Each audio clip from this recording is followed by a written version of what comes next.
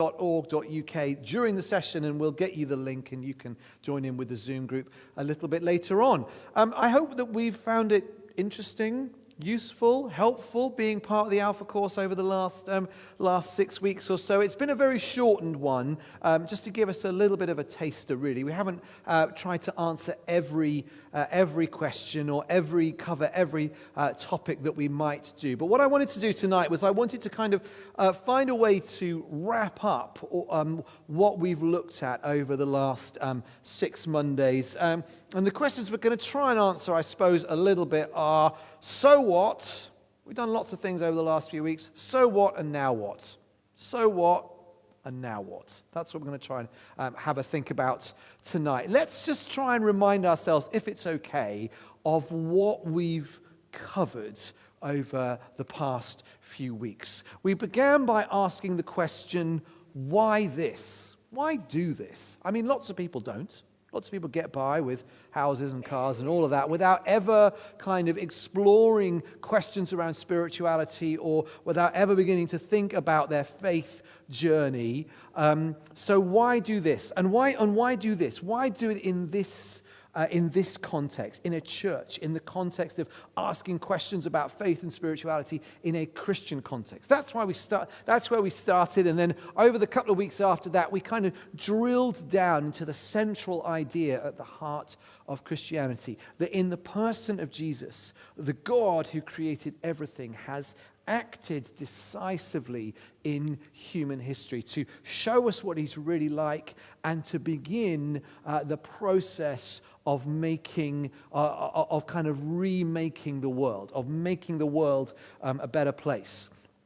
At our evening service last night, I read a couple of verses. I'm going to read a few little sections from the Bible this evening, but I read a couple of verses from one of the letters written to one of the very first churches, one of the very first Christian communities, written by an early Christian writer and church planter whose name was Paul. And at the beginning, this is Colossians chapter 1, if you're interested. It's just going to be verses 19 and 20. And at the beginning of his letter, he kind of offers a summary statement of the faith that these first Christians had discovered for themselves. And he says this: "For God was pleased," and he's speaking about Jesus, "for God was pleased to have all his fullness dwell in him, and through him, through Jesus, to reconcile to himself all things, whether things on earth or things in heaven, by making peace through his blood shed on the cross." This idea that somehow the cross is the doorway into a better world. It opens a gateway into a better world where the process of things being made right can begin. And I love that. I don't know if you've heard that phrase of Dr. Martin Luther King, who said, "The arc of the moral universe is long, but it bends towards justice." And that sense that this redemptive work, this work of trying to make things better, it takes time. It takes time, but it bends our world in the right direction. And so then we explored, we had a morning thinking about the work, the person of the Holy Spirit, the one who kind of takes all of this and makes it real for us in our lives. And last week we had the opportunity to think about, well, how do you begin a relationship with God? If God wants to relate to us, how do we do that? So we looked at the topic of prayer. Prayer is the essential aspect, one of the essential aspects of how we relate back to God. And for many people, it will often be the first step. To pray a prayer may often be the first step in beginning all of this. So I'm going to come back to that at the end, but I'm going to suggest that probably among us tonight, and for those of us who are joining online as well, there are probably we're probably in a different range of different places this evening. But I'm going to suggest that there's kind of probably there's about 3 groups on the spectrum somewhere this evening as we come to land with all that we've covered over the last few weeks. There are probably some of us are going, thanks, no thanks. It's been great, it's been interesting, but no. Or there'll be some of us who might be going, I'm still not sure. Still not sure. It's asked lots of questions and it's posed lots of, things for me to think about, but I'm still not sure. And then there might be a third group who will simply say, right, I'm in. What's next? What's next? And you may find yourself, I think it's quite common for people to kind of vacillate between some of these. Sometimes I think that's okay. You may find yourself bouncing between the two. But I suspect that all of us most of us will be somewhere in one of these three groups. And I want to just touch on each just really briefly before we think about what's next. So what about the thanks? Thanks, but no thanks. Thanks, but no thanks. And as I've said to you before, and as I will keep saying, Holy Rood isn't going anywhere. We aren't going anywhere.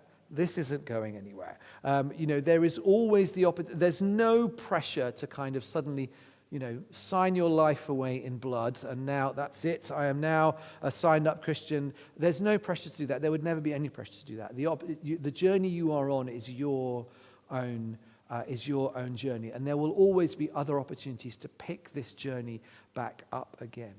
But the thing I want to emphasize a little bit tonight, which are the words of C.S. Lewis. Many of you will know C.S. Lewis, the writer of the Narnia Chronicles. He was, in the immediate post-war period, one of the most kind of famous and well-known defenders and explainers of the Christian faith. The Narnia series offers us a way into understanding the person of Jesus, a way into understanding all of this kind of fictional world. And this is, I love his little quote here from him, which he simply says this: Christianity, if false, is of no importance, and if true, of infinite importance.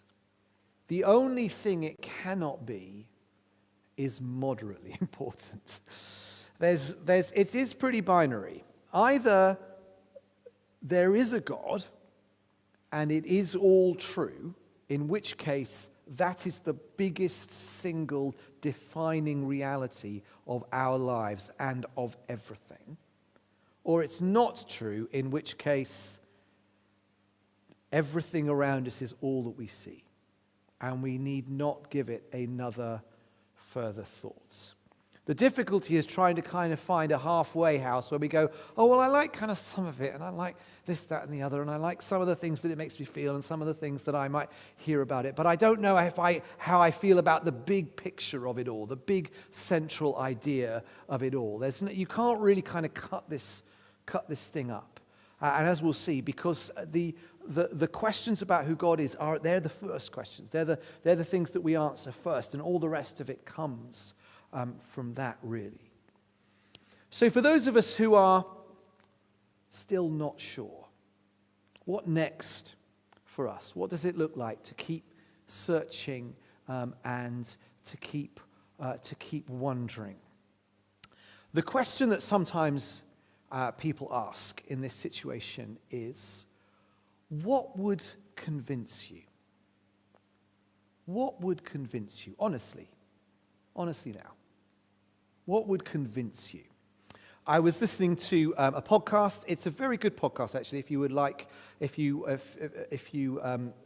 podcasts, it's called the Unbelievable Podcast. It's actually a radio show on one of the UCB Christian radio stations, and then they turn it into a podcast. And it's a very gentle debate podcast, usually between someone who holds a particular Christian view on things and then somebody who doesn't, and they're very good with one another, and sometimes it's all a little bit internal and churchy, but most of the time they try to make sure that it's a good, meaningful interaction. And they had the writer Douglas Murray on, who Douglas Murray writes for the Spectator magazine. He's kind of well known in the more conservative writing circles, and he, as a younger person, he'd been a practicing Christian, but he kind of lost his faith through when he was in his early 20s. And he was having a debate with somebody who is a Christian, and they were just having I can't remember what the specific date the debate was about. But somebody asked him a question: what would it take for you to kind of come back to that faith that you had as a younger person? And he went quite quiet. He's good value, Douglas Murray, and he went quite quiet about it. And then he simply said, "I don't know. Probably a voice." It's a really honest answer, isn't it? It's a really honest answer. I don't know. Probably a voice. And it's interesting, I think, and curious in some ways, that for somebody who has, had a very rational, I have ceased to believe for these various reasons, what they want is something very experiential. Something that you can't explain away. Something that's so personal and so real. We want the experience that we've talked about of the Catholic philosopher who got into the shower one morning and got out and she was converted. We want it to be that way sometimes, because sometimes the kind of putting it all together rationally isn't quite enough, and we want something. And that's okay, but I want to suggest to you that one of the writers of the New Testament would like to offer you a suggestion as to what's next, if that's you, if you're in that boat. So I'm going to read to you from another one of an early Christian document written again to a group of churches, mostly in the Middle East, the first generation of churches, just trying to reflect on what they were learning, what they were discovering. This is from the letter to the book of Hebrews. It's if you'd never read the Bible before and wanted to start somewhere, I would not recommend the book of Hebrews. It's a little bit much to start off with. I'd probably recommend a gospel, but he or she, whoever wrote this book, we're not quite sure, possibly could well have been a woman, on the basis that if it was known that she was a female author, it might have been disregarded. So it's entirely possible that's why it's anonymous. But it begins with these couple of verses. That in the past, God spoke through the prophets at many times and in various ways. But in these last days, he has spoken to us by his Son. There's this sense that even though the readers had never met Jesus, they'd only ever heard the stories second-hand, third-hand. They'd only ever heard the accounts from the people who had come and told them the stories in what would eventually get written down as the Gospels, eventually get compiled within these texts that we have as the New Testament. That somehow they would be able to say, actually, I've heard a voice. Actually, I've heard a voice. Because as I read the Gospels and as I hear the stories of Jesus, what I begin to realize is this is God speaking. Not just to a particular moment in time, yes, to a particular moment in time, but in that particular moment in time, to every moment in time, into that particular generation of people, for every generation, every place and time. So if you're in the I'm still not sure bit, then there's all sorts of things you can do. You can obviously continue to be as involved as much as you like within Holy Rood here, but the one thing that you could do would be to continue to make a bit of time to read through a gospel or two and let it speak to you, because those of us sometimes want a voice. We want something definite. It may be that voice has already spoken.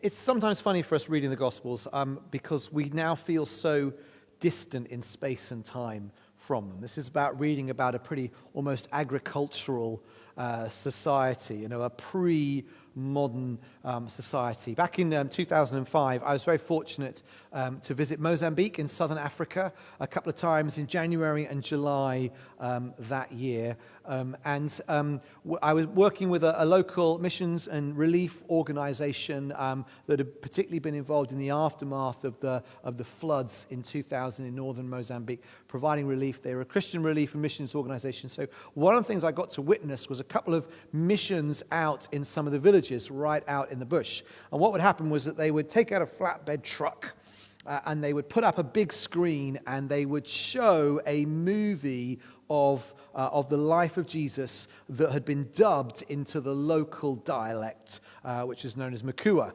There was not a lot of reading and writing. Some did read and write, but you couldn't necessarily just wander around and give everybody a gospel, but you needed some way of showing it. So this was the way that they did it. And it was as you can imagine, it was a very, very surreal experience. On the one hand, every time we went out, they all laughed at moments things that weren't funny, or at least things that I didn't find funny, that when I read the stories of the Gospels, I wouldn't find funny at all, but actually all those the local folks thought certain points were absolutely hilarious.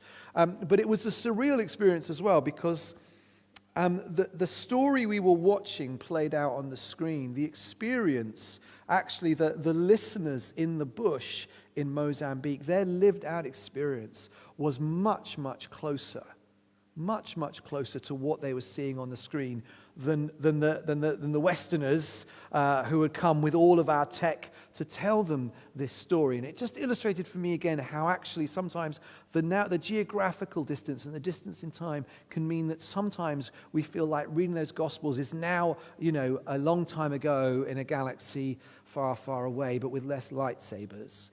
And yet somehow, even though the gap in time and culture is distant, somehow the one who walked through the fields and the countryside and the roads of Galilee, somehow his voice can still speak to us today. What about those of us who are in the final category? I'm in. What's next? Maybe you had someone pray with you on the Holy Spirit morning, or this whole process has been about helping confirm for you the journey that you're already been on for some time. What's next? What happens next? What do we do?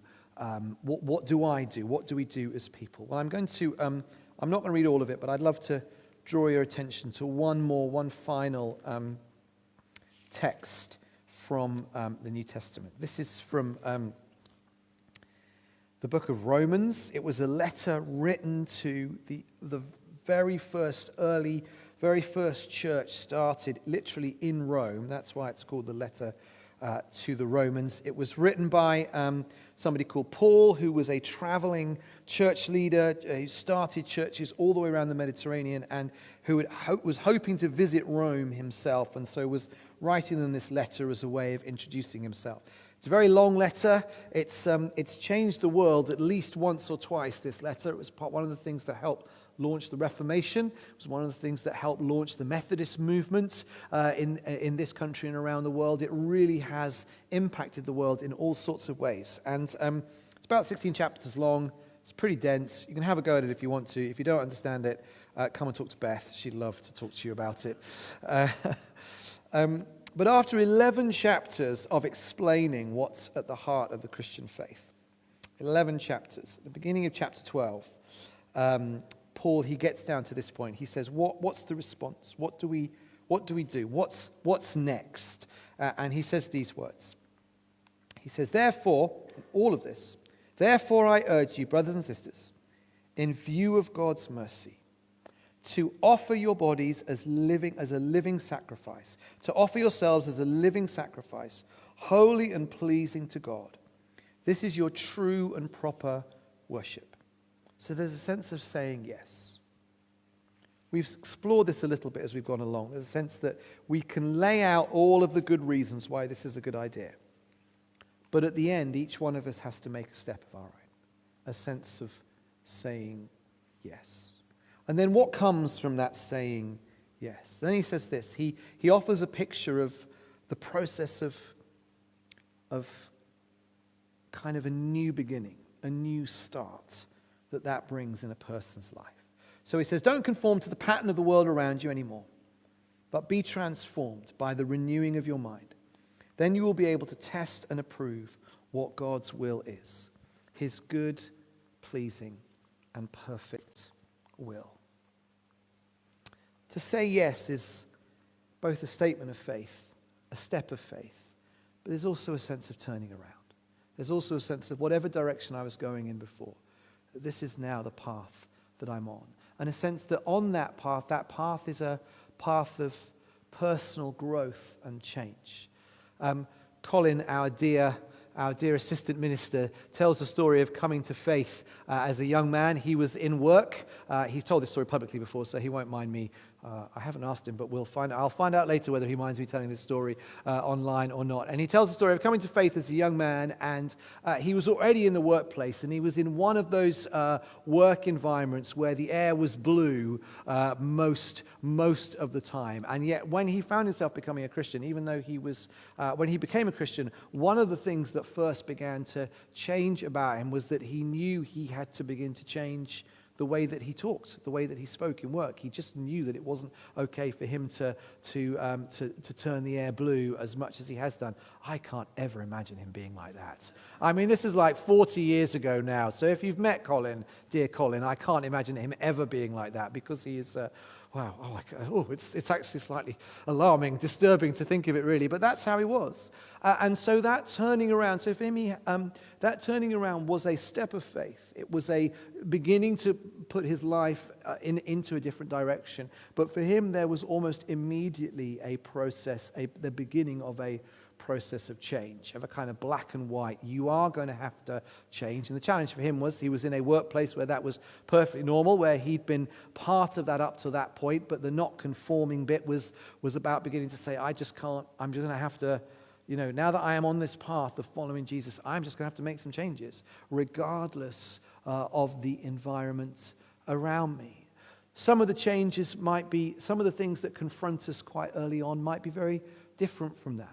It's very common to meet people who take that step of faith, and we've experienced this on our Alpha courses here, and begin a journey and suddenly find that quite a lot of hurt, or terrible hurt that's been done to them, or things that they might have even done, but often hurt that's been done to them, that's kind of been buried down, just starts to kind of come to the surface again. And they go, what is going on here? I thought this kind of becoming a Christian thing was going to make my life less complicated. It's kind of making my life more complicated. But the answer's been very simple. It's that actually God knows the deeply buried hurts that you are carrying. And one of the first thing that he wants to do is to bring them up, not to make everything worse again, but so that you can begin to learn to put those things into his care as well. And so actually the journey of growth and transformation isn't just around not swearing anymore, but it's around bringing some of the past hurts and difficulties into his presence and beginning to discover that you can live a life, I need to use my language quite carefully, but begin to walk a path where those things don't define you quite as much as they once did. Paul then suggests just a couple of other things as well, if you were to keep on reading Romans chapter 12 as well. He then talks about the importance of being involved in a local church. When a person becomes a Christian, they join the community of everybody that is a Christian. And that means meaningfully getting involved in a local church. We are absolutely committed to everybody being involved and finding a place. Once you get out of Alpha, you'll realize that maybe not everyone's going to make you a nice pudding on a Monday night. It might be your turn to start making a nice pudding for somebody else. We realize that everybody has something to offer. Everybody has something to give. And actually that's really, really important because to know, actually so many of us know that we discover our value not just when we are given something, but when we are told that we ourselves have something to give. And then if you were to carry on reading Romans chapter 12, the last bit would be becoming a force for good in the world. Turning around, taking that first step, that step of faith, beginning the process of transformation and change, getting meaningfully involved in a local church, and then becoming a force for good in the world. So this chapter, Romans 12, finishes with this last encouragement at the end. Do not be overcome by evil, but overcome evil with good. And I want to finish with an idea, a simple thought for all of us, really, and then we're going to take a quick comfort break and go off into our groups. We face in our world at present a mounting series of really quite significant problems and challenges. You know this, I don't need to tell you this. We've plunged straight from a pandemic into a war. In the background, we don't know what to do about climate change. We don't know what to do about systemic discrimination, about poverty, about injustice, about all these number of things. And when we trace beneath that the human impact on our world and humanity's impact on each other, and then we go back to verses that say things like, all have sinned and fall short of the glory of God. That description of the reality of human behavior that consistently seems to struggle to do the right thing enough to make the world a better place. We read that description and we go, yeah, that seems, pretty accurate. We might love each other, we care about each other, we want to do the best, but we're still at risk of actually not being able to live on our planet any longer. We love each other, we care about each other, but yet still we see our world riven by war and by conflict. And so when you hear someone say, actually, we've all sinned, we're all flawed, we all contribute in our own small or large way, as well as all the good that we do, we recognize that it's a lot more complicated than that. And we live, therefore, sometimes, to deal with our response to that is sometimes to get stuck between kind of an unrealistic optimism and a hopeless despair.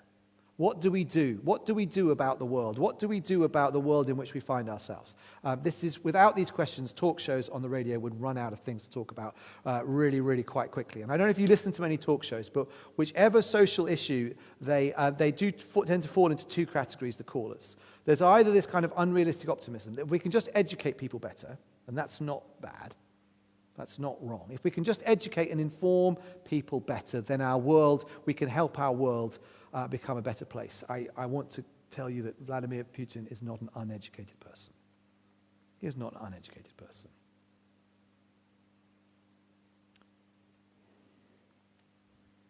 Or sometimes we fall into hopeless despair, and that's really sad when you listen to people on the talk radio who are in that position. It's like, this is what I see wrong in the world, and I don't know what can be done about it, and they just have slightly given up. But for the writers of the New Testament, for the very first generation of Christians, the answer is, the first step in the answer is always the same. It's not the last step, it's the first step. The first step in the answer is always the same. Get right with God. Get right with God first. That's not the last step, it's the first step. What are we going to do about the planet? Get right with God first, because the earth is the Lord's and everything in it. It's his gift to us. When we get right with him first, not only do we begin to kind of say sorry for what we're doing to our planet, but we begin to offer the possibility of grace, of cooperating with him to begin to find some solutions. What do we do about systemic discrimination within our society? Well, the first step, not the last step, but the first step, the first generation of Christians is always offer the same. Get right with God, because when we demean another person, we demean a person who has the image of God in them, and we therefore demean their creator. And so the first thing we do is we get right with God, and we begin to discover, again, his grace not only for ourselves, but the possibility of making a difference in the world around us. So Romans 12's pattern is really simple. Turn around. Make a new start. Take a step of faith. Get involved in a local church. And then become a force for good in the world. Because the Christian gospel is personal, but it's also for everyone. And it's also not just about me helping us know that we are loved. It is about that, but it is also about helping us become the people in the world that can make this world a better place. With that, we are going to finish. Thank you so much for your time and attention here. For those of us in the building, thank you so much for those of you that have joined in online. You've been absolutely wonderful, even when Bethy Endell walks in front of the camera. And we will, you'll take a little break now. We're going to take a little comfort break here in Holy Rood, and then we're going to go into our groups for the last time. And do get yourselves a cup of tea or coffee at home, take a few minutes break, and then do join in with Dan and Claire in the Zoom room. Great. Whew. Thank you so much, folks. You didn't fall asleep once. Well done. Why don't we take just a few minutes break? I suspect the tea and coffee will get wheeled in, and we will then have a few minutes break, and then